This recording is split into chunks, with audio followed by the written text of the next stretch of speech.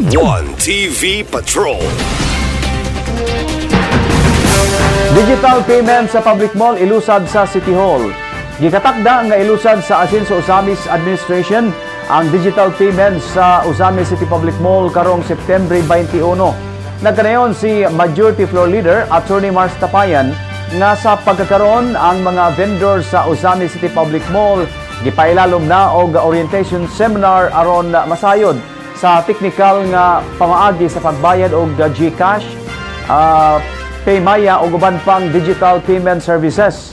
Kaabag sa kagamhanang lokal sa pagbansay sa mga negosyante sa public mall ang mga personnel sa Bangko Sentral ng Pilipinas.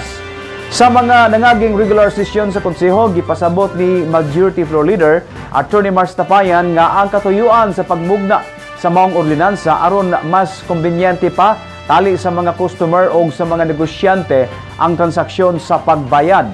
Apan gipasabot sa konsehal nga dili mabalaka ang mga public mall goers na wala pa bisan unsang digital payment account, gumikan kay dawaton lang gihapon ang mga customer na mobayad og cash. Honorable Sir, I can remember also that in a meeting with the Bangko Sentral ng Pilipinas, Pamanila, and local personnel of the Central Bank, with the City Mayor and other stakeholders, this week, April 48, will be the schedule for the orientation of the market vendors. Base ni Mayor tayo ang schedule.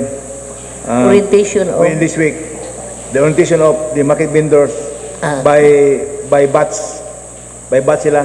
We have more than 500 market vendors. Base in 3 batches na. Then, tentative schedule on September 21 will be the launching of the program sa katong digital payments for our market stakeholders, Honorable Chair.